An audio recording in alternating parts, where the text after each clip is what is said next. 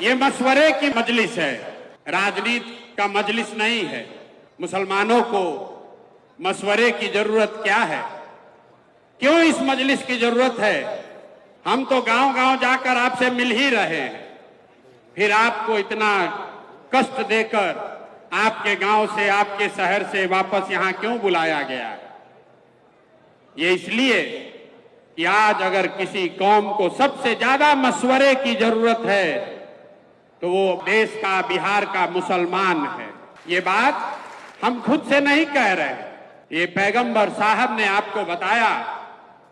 जब आगे का रास्ता न दिखे तो मशवरे में खैर है, मशवरे में खैर है। इसलिए आज आपको ये तकलीफ दी है, आपको यहां पर दावत दिया है, आपको बुलाया है।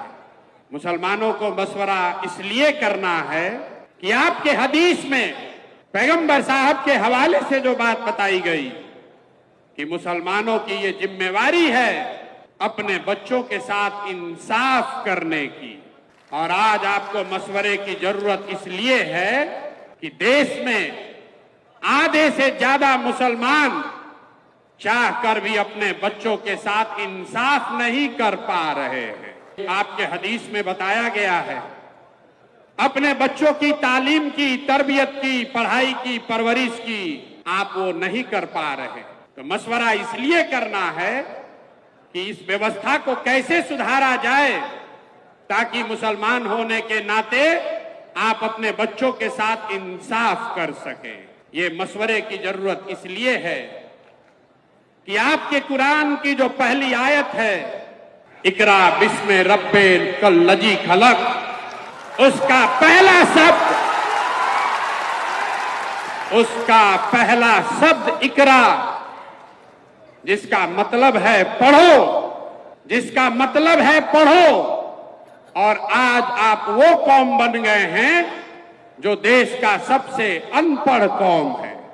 इसलिए आपको मशवरे की जरूरत है, आपको मशवरे की इस मजलिस में आने की इसलिए जरूरत है। आपके पुरखों ने अपने खून पसीने से इस देश की आजादी में, इस देश को बनाने में कुर्बानी दी। उसी देश के पार्लियामेंट में, उसी देश के पार्लियामेंट से ऐसे कानून बनाए जा रहे हैं जिससे मुसलमानों का एक बड़ा वर्ग अपने आप को असहज महसूस कर रहा है। उसी पार्लियामेंट से सीए एनआरसी का कानून बन गया, उसी पार्लियामेंट से वक्फ बोर्ड की नई कहानी लिखने की कोशिश की जा रही है। इसलिए यह मशवरे का वक्त है। इस मजलिस की जरूरत इसलिए है कि 20 करोड़ मुसलमान जिनको आप वोट नहीं देते हैं उसकी बात छोड़िए, कम से कम 10 करोड़ वोट जिसको आपने दिया है, जब कोई गरीब, लाचार, असहाय मुसलमान रोड पर भीड़ के द्वारा मार दिया जाता है तो आपका 10 करोड़ वोट पाने वाले लोग, उसमें से 10 आदमी भी आपके साथ खड़ा नहीं होता है। इसलिए मशवरे की जरूरत है, इसलिए ये आज मजलिस बुलाई गई है, इसलिए ये मजलिस बुलाई गई है कि मिलकर मशवरा करके कोई ऐसा रास्ता निकालें कि इन बातों पर अमल किया जा सके।